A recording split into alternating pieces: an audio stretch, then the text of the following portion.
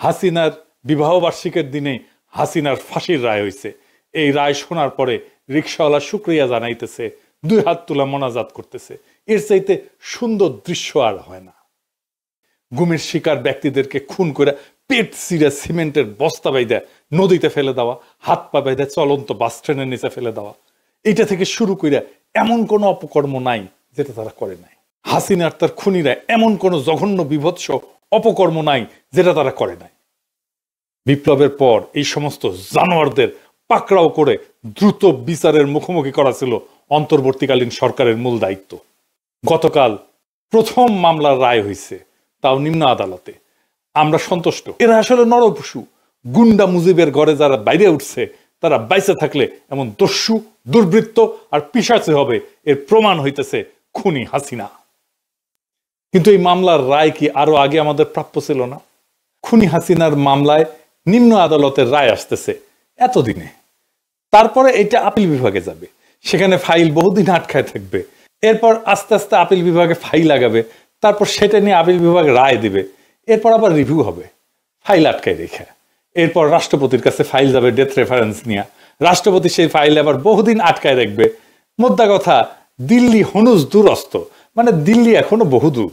এই নিম্ন আদালতের রায়ে আপনি সন্তুষ্ট হইতে পারেন, কিন্তু হাসিনার শাস্তি দেখতে হইলে আরো অনেক দিন অপেক্ষা করতে হবে। তার মানে খুনি হাসিনার বিচার সম্পন্ন হয় নাই।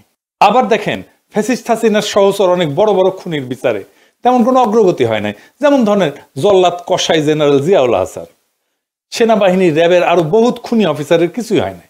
এই কয়েকদিন আগে জনগণের অনেক পাবলিক প্রেশার আর হুইসের পরে যে সেনাবাহিনী 15 জনকে আদালতে হাজির করা হইলো, তাদের চাকরি পর্যন্ত এখন আছে, এগুলো যায় নাই। তাদেরকে সরকার এসি বাসে কইরা আদালতে নিয়ে যায়। হাসিনার দল আওয়ামী লীগের সাথে এই কাজ করলে ওরা রাস্তার মাঝখানে এই বাস থামায়, দাঁড় করায়, গুড়ায় দিত অথবা আগুন লাগাই দিত।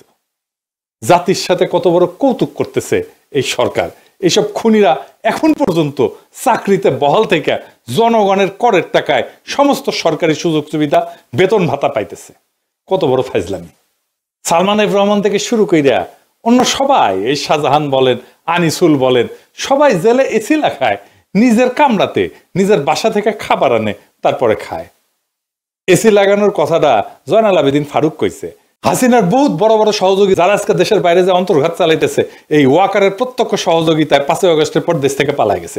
ওবায়দুল কাদের, আরাফাত, আসাদুজ্জামান খান কামাল, ডিবি হারুন, জেনারেল মজিব, এরা আবার পালায় যাওয়ার পর বাংলাদেশের ব্যাংক থেকে, কলকাতা থেকে কোটি কোটি টাকা ফান্ড পর্যন্ত ট্রান্সফার করেছে।